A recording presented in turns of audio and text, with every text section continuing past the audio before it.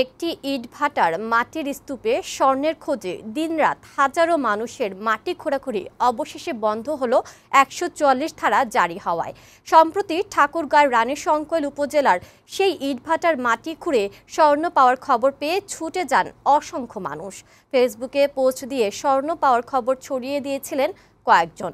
এরপরে শুরু হয় স্বর্ণ খোঁজার উন্মাদনা, যা বন্ধ করতে একদিন আগে ১৪৪ ধারা জারি করে উপজেলা প্রশাসন। ঠাকুরগাঁও সংবাদদাতা নাহিদ রেজার প্রতিবেদন।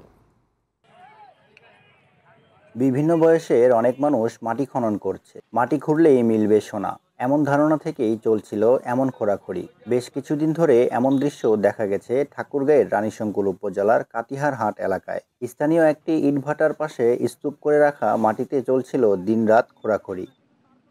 কিছুদিন আগে স্থানীয় কয়েকজন ব্যক্তি এখানে মাটি খুঁড়ে সোনা পেয়েছেন বলে সামাজিক যোগাযোগ মাধ্যম ফেসবুকে পোস্ট দেন, যা দ্রুতই ভাইরাল হয়।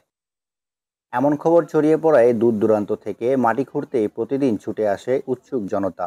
স্থানীয়দের দাবি, ইটভাটার মাটির স্তূপে স্বর্ণ পেয়েছে অনেকে, যদিও কে স্বর্ণ পেয়েছে তা কেউই নিশ্চিত নয়। রাত ৩টা পর্যন্ত লোক খুঁড়ছে, কেউ পাচ্ছে কেউ পায়নি।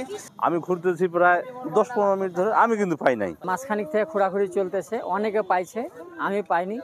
আমার চেষ্টা চলতেছে আর কি। সোনা টোনা আমরা পাইনি, চেষ্টা করছি, মহিলারা বেশি পাচ্ছে। অসংখ্য মানুষের ছুটে আসা ও পাগলের মতো মাটি খোঁড়াখুড়ি বন্ধে শনিবার রানীশংকৈল উপজেলার সেই ইটভাটা ও আশেপাশের এলাকায় ১৪৪ ধারা জারি করে স্থানীয় প্রশাসন।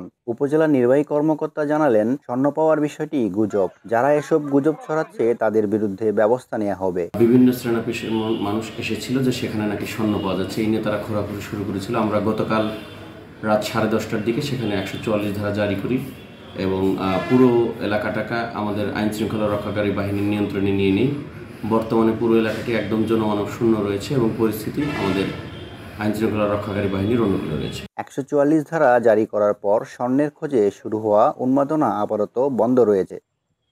নাহিদ রেজা, বৈশাখী সংবাদ, ঠাকুরগাঁও।